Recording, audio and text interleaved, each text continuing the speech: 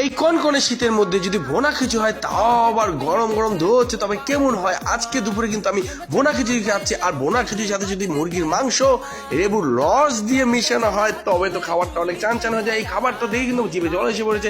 এই প্রথম বাংলাদেশে অথেন্টিক কোয়ালিটির হান্ডি যেখানে ইউজ করা হয় 52 পদের মশলা। আমাদের এই হান্ডিতে আমরা 52 রকম সিক্রেট মশলা ইউজ করি। এছাড়াও তাদের খুদের ভাত, ল্যাটকা খিচুড়ি, ইলিশ, বিখ্যাত গরুর মাংস, হান্ডি বিফ, হান্ডি মাটন। এই কনকনে শীতের মধ্যে যদি ভোনা খিচুড়ি হয় তাও আবার গরম গরম ধোচ্ছে। कोई मिल गया कोई मिल गया